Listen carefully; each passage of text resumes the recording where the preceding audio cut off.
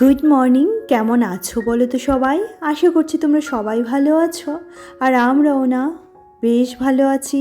আমার আরও একটি নতুন ব্লগে আবারও তোমাদেরকে স্বাগত জানাচ্ছি। আর ঘড়িতে বাজে সকাল 8টা, আমি চলে এলাম ফুল তুলতে।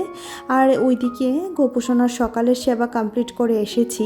আজকে ভাবছিলাম সকাল সকাল স্নান করে নেব, যেহেতু আজকে পয়লা বৈশাখ। তো সবাইকে শুভ নববর্ষের প্রীতি শুভেচ্ছা এবং অভিনন্দন জানাচ্ছি। আর বড়োদেরকে অবশ্যই করে অনেকটা প্রণাম জানাচ্ছি। আর এদিকে দেখো, আমি ফুল তুলতে তো বললামই যে ফুল তুলতে চলে এসেছি। আর আজকে বারটা হচ্ছে মঙ্গলবার, তো বলে দিলাম একেবারে বারটাও। তো সমস্ত রকম ফুল তুলে এবার রান্নাঘরের দিকে ছুটতে হবে, কারণ সকালে ঘুম থেকে উঠে হঠাৎ করে দেখছি বর ঘরে নেই, ওই বাজারে চলে গেছে। তো হঠাৎ করে ঘরে ওকে না পেয়ে তো ভাবছিলাম যে সে কোথায় গেল। তারপর দেখলাম ঠাকুরের ওখানে মিষ্টি এনে দিয়ে গেছে গোপোষণার কাছে। তখন বুঝলাম নিশ্চয়ই মাছ মাংস আনতেই গেছে। আর আজকে সকাল সকাল বাজারে না গেলে তো আর কিছুই পাওয়া যাবে না। আর আজকে সকাল থেকে এত পরিমাণে গরম পড়েছে যে টিকতে পারছি না। আর জানি না দুপুর অবধি টিকতে পারবো কি না। তো চলো দেখতে থাকো আমার ব্লগটা। যদি ভালো লাগে অবশ্যই একটা লাইক করে কমেন্ট করে জানিও। পয়লা বৈশাখ বা নববর্ষ বলে যে কোনো ধরনের কোনো নতুনত্ব আসবে ভিডিওতে, সেরকম নয়। প্রতিদিন যেরকম ডেইলি ভিডিও শেয়ার করি, এটাও একটা ডেইলি ভিডিও।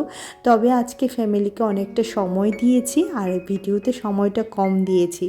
তো সেটা তোমরা দেখলেই বুঝতে পারবে। আর ইদানিং আমি ভীষণ ইরেগুলার হয়ে যাচ্ছি, কারণ মেয়ের পড়াশোনা নিয়েই বলতে পারো বা অন্যান্য সমস্ত কাজবাজ নিয়েই বলতে পারো, একটুখানি বেশি ব্যস্ত হয়ে পড়েছি। তবে অবশ্যই চেষ্টা করছি তোমাদের সাথে প্রতিদিন ব্লগ শেয়ার করার। অবশ্যই তোমরা ওইভাবে আমার পাশে থেকো। আর এই যে ফুলগুলি কিন্তু এখনও সেরকমভাবে ফোটেনি। আর সকাল সকাল ছাদে কেন চলে আসি বলো তো ফুল তোলার জন্য? না হলে এত পরিমাণে গরম আর এত পরিমাণে রোদ উঠে পড়ে। আর ফুল তুলতে তো অনেকটা সময় লাগে, ওই রোদে আমার মাথাটা পুরো দপদপ করতে থাকে। তো সেই কারণে সকাল সকাল আগে ফুলটা তুলে নেওয়ার চেষ্টা করি। আর এদিকে কিন্তু সমস্ত রকমের ফুল আমার তোলা হয়ে গেছে। আর এই যে দেখো আজকে কত রকমের ফুল পেয়েছি। আর বাগান থেকে সুন্দর সুন্দর ফুল তুলতে আমার কিন্তু ভীষণ ভালো লাগে। আর আমি একটা জবাপ্রেমী মানুষ, তোমরা তো সেটা দেখেই বুঝতে পারছো। আর বাগানের কোনো ধরনের কোনো প্রশ্ন বা কোনো ধরনের কোনো কিছু জানার থাকলে অবশ্যই আমাকে বলো, আমি তোমাদেরকে ভিডিও করে অবশ্যই শেয়ার করার চেষ্টা করব। আর বর আজকে বাড়ি চলে যাবে, বলতে গেলে আমাদের গ্রামের বাড়িতে, ওইখানে যেহেতু ওর মা বাবা আছে সেখানেও তো তাকে যেতে হয়, তাই না?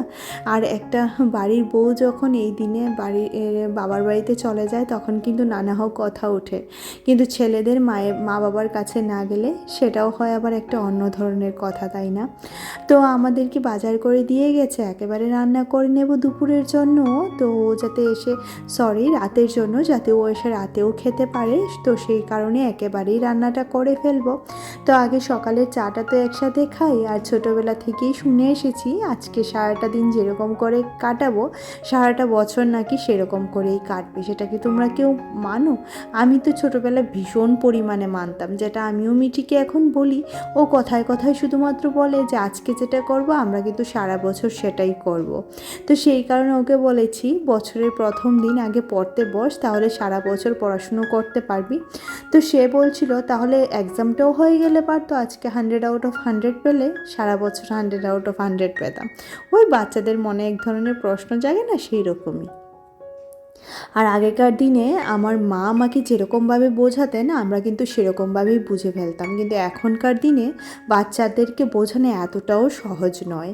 আর এদিকে দেখো আমার বাজার চলে এসেছে, এদিকে একটুখানি ইলিশ মাছ এনেছিল আর মাটন এনেছিল। আজকে এগুলিই রান্না করছি। তো রান্নাবান্নার কাজবাজ আর কিছু দেখাচ্ছি না, চলো সোজা গোপোষণার সেবাতে গিয়ে তোমাদের সাথে দেখা হচ্ছে। একটুখানি দইও দিয়ে দিয়েছি এই মুহূর্তে। ছোট বাটিগুলি খুঁজে পাচ্ছিলাম না, তো যা হাতের কাছে পেয়েছি তা তাতে করেই দিয়ে দিয়েছি। আর এই যে আমার গোপোষণা নতুন জামা পরে রেডি হয়ে গেছে, আর পেছনে জয়রাম ঠাকুরকে যে জামাটা পরিয়েছি সেটাও কিন্তু নতুন, আর যে কাপড়টা আমি পেতেছিলাম সিংহাসনে সেটাও নতুন। আমার সংসারে আমার বাচ্চার জন্য এবং ভগবানের জন্যই নতুন জামা কাপড়ের কেনাকাটা হয়ে থাকে। আমার জন্য আমি কখনোই পয়লা বৈশাখে কোনো ধরনের কেনাকাটা করি না। অবশ্যই সারা বছর তো কেনাকাটা লেগেই থাকে, তা আবার পয়লা বৈশাখে নতুন করে। আর এত পরিমাণে গরম পড়ে নতুন জামা কাপড় পরার আর সেরকম এনার্জি থাকে না। তো শুধুমাত্র মাছ ভাজাই শেয়ার করেছি, আর সমস্ত রান্না আজকে হয়ে গেছে। তারপর সমস্ত রান্না করার পর এবার মিঠির কাছে যাব, আর মিঠি তোমাদেরকে বলবে যে শুভ নববর্ষের দেখো মিঠি কি বলে সেটা আগে শোনো। নিউ ড্রেস পরেছো মা? এটা তোমার নিউ ড্রেস? আচ্ছা আচ্ছা আঙ্কেল আন্টিরা, তোমাদেরকে শুভ নববর্ষের প্রণাম জানাই। তো মিঠি তোমাদেরকে সবাইকে প্রণাম জানালো। তোমরাও মিঠিকে অনেকটা আশীর্বাদ করো, ও যাতে অনেকটা বড় হতে পারে। এটা কেন মুখে দিচ্ছ মা? এখন খেয়ে নাও, খেয়ে নাও। এটা না মা, ভাত আনছি, খেয়ে নাও। হ্যাঁ, আর তুমি তোমার এই টেডিটাকে কি সাজিয়েছো? হলদি লাগিয়েছি। হ্যাঁ, হলদি এগুলি কি? এই জামাটার হাতা ছিল না, এটাকে এইভাবে করেছো? হ্যাঁ, ওর কি অবস্থা বানিয়ে দিয়েছো তুমি। এটা একটা হলো? ওকে ভালো লাগছে না তোমার? ঠিক আছে, আমি খাওয়া নিয়ে আসছি। হ্যাঁ, আর বাইরে এত পরিমাণে গরম পড়েছে যে মানে ঘরে টিকা দায় হয়ে যাচ্ছে, জানো তো, এত পরিমাণে গরম। একটুখানি বৃষ্টি হলে ভালো হতো। আগে কিন্তু চৈত্র সংক্রান্তিতে বৃষ্টি আসতো যখন আমরা ছোট ছিলাম, কিন্তু এখন আমি আর এই সমস্ত বৃষ্টি দেখিই না। আর এদিকে দেখো আজকের মেনুটা, এখানে করেছিলাম পোলাও, আর ছিল মাছ ভাজা, তিনজনের জন্য মাছ ভাজা, আর তিনজনের জন্য ডিম কারি, একটা রাতের জন্য একটা দুপুরের জন্য। আর এদিকে মাটনটা পুরোটাই ধরা, সারাদিন খাওয়া হবে, আর একটুখানি আমের চাটনি তো আছেই। আর আজকের মটনটাও বেশ ভালো হয়েছিল। তো খাওয়া দাওয়ার পর আবার তোমাদের সাথে চলে এলাম সন্ধ্যাবেলার কাজবাজ নিয়ে। তো সন্ধ্যাবেলা বেশ কয়েকটা টুকিটাকি কাজের মধ্যে একটা ছিল এই যে বিছানা গোছানো। দুপুরবেলা তো দেখিয়েছিলে যে ওই জামার হাতাটা কেটে মিঠি ওই পুতুলটার গায়ে দিয়েছিল, তো সেগুলি তো ঝেড়ে পুছে পরিষ্কার করতে হবে। আর বিছানার চাদরটা দেখলে হয়তো বা তোমাদের কাছে মনে হচ্ছে যে পরিষ্কার আছেই, কিন্তু এটাতে মিঠি এত পরিমাণে কালার লাগিয়েছে যে এই মুহূর্তে যদি এটাকে চেঞ্জ না করি আমারই ভালো লাগছিল না।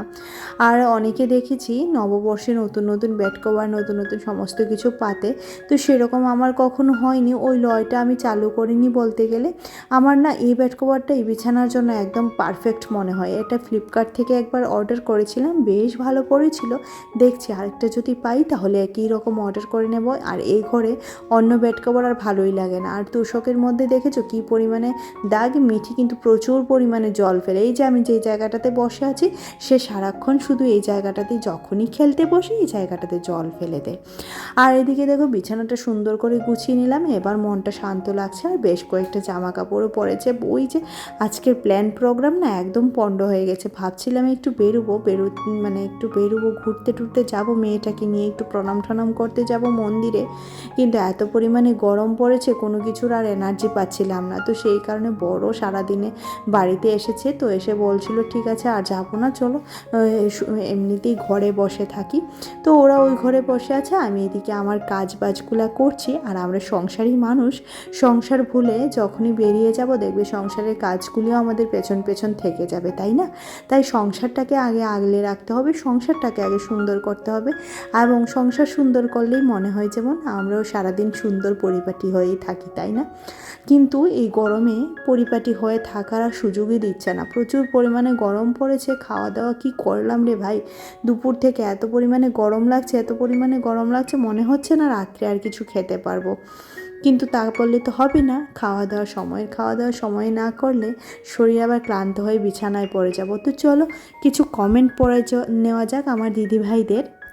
রুম্পা দিদিভাই বলছিল আমরাও সেদিন নিরামিষ খাই, তোমার কথার মধ্যে একটা টান আছে, সেটা খুব সুন্দর লাগলো, মাঝে মাঝে বলো, শুনতে ভালো লাগবে। অসংখ্য ধন্যবাদ দিদিভাই। ত্রিপুরার বাংলাটা কিন্তু আমার বেশ মনে আছে, তোমার এই কথাগুলি আমার বেশ মিষ্টি লাগছিল, মাঝে মাঝেই বলো আমার জন্য। ভালো থাকবে, শুভ নববর্ষ। অসংখ্য ধন্যবাদ দিদিভাই, অবশ্যই আমি চেষ্টা করব মাঝে মধ্যে আমি এবং মিঠি দুজনাই তোমাদেরকে এই কথাগুলি বলে শোনানোর জন্য। আর এদিকে মিঠি করছে দুষ্টুমি। আর আমার মায়া দিদিভাই বেশ কয়েকদিন পরে ভিডিওতে কমেন্ট করেছে, ওনার কমেন্টও একটু পড়ে নেওয়া যাক চলো। তো এদিকে উনি গত ভিডিওতে কমেন্ট করেছে শুভ নববর্ষের অনেক শুভেচ্ছা, মিঠি মাকে অনেক দিন পর দেখলাম, সব মিলিয়ে খুব ভালো লাগলো। অসংখ্য ধন্যবাদ দিদিভাই, যে তোমাদের ভালো লাগে, তোমাদের ভালোবাসায় অনেকটা দূর এগিয়ে যেতে পারবো আমি এবং মিঠি অবশ্যই করে। আর সেটাও বুঝতে পারছি তুমিও অনেকটা ব্যস্ত ছিলে, সেই কারণেই হয়তো বা ভিডিও দেখতে সুযোগ পাওনি। আসলে কি বলো তো, আমরা না একজন আরেকজনের ভাবে পাশে থাকতে চাইলেও না সেরকমভাবে পাশে থাকা সম্ভব হচ্ছে না, এত পরিমাণে ব্যস্ততা যে কি বলি। তো চলো, আজকে আমার এই ছোট্ট ভিডিওটি তোমাদের কেমন লাগলো জানিও, আর ভালো লাগলে অবশ্যই চ্যানেলটিকে সাবস্ক্রাইব করে দিও, পাশে থাকা বেল আইকনটিও ক্লিক করে দিও। আর যারা যারা কাজটি করে রেখেছো বরাবরের মতোই তাদেরকে জানাচ্ছি অসংখ্য ধন্যবাদ। আর প্লিজ এভাবেই আমার পাশে থেকো, আর ভালো থেকো, সুস্থ থেকো। যদিও বা এত গরম পড়েছে, ভালো থাকা সুস্থ থাকা সেটা মোটেও হচ্ছে না, বুঝতে পারছি। আর বিশেষ করে আমরা সংসারী মানুষদের তো সারাদিন ওই শুয়ে বসে এসির তলে বসে থাকলে হয় না, সংসার তো করতেই হবে, তাই না? তো চলো, আজকের মতো টাটা।